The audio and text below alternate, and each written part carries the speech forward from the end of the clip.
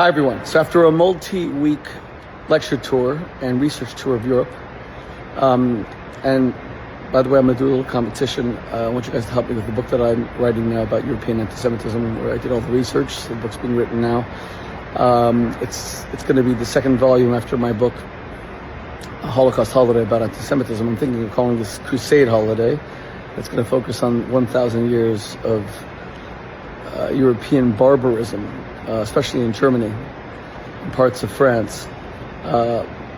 So help me with the title. Am I going to call it Crusade Holiday?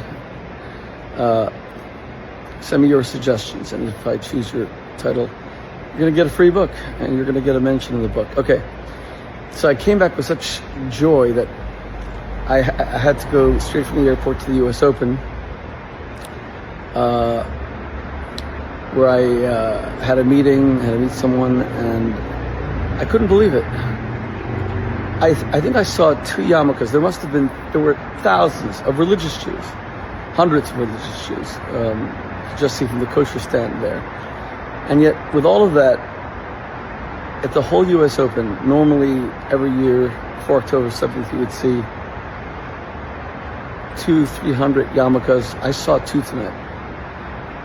I saw people who I know are friends of mine, Orthodox Jews, who no longer wear a yarmulke, even in New York. Can you imagine that even in the United States of America, Jews are becoming invisible? And I was speaking to someone who chose to take off his kippa, and he told me, look, what choice do we have? We have to just keep our heads down and let this all pass. No, my friends, A, it's not going to pass, and B, that's not the way to deal with it. Becoming invisible Jews means becoming extinct Jews, God forbid.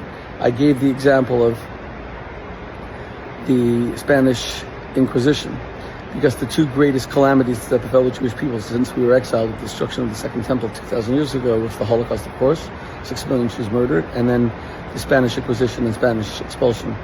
Where are all the Jews of the Spanish Inquisition? They went into hiding. Most of them kept their Judaism, but they kept it secretly. There was forced baptism to Catholicism, but they kept their Judaism secretly. So why do we only have 6,000 Jews in Spain today? If there were, say, 400,000 or 500,000 Jews back then in 1492, with their descendants, we should have 3, 4, 5 million Jews in Spain. They're all gone, because an invisible Judaism is an extinct Judaism. You disappeared. We can't let that happen in America, and I'm really worried about it. I was, I'm not going to say depressed, but I was shocked at the U.S. Open tonight to see how many of us Jews are now hiding our Judaism. It cannot happen, my friends. Part of the way we fight back is through pride and through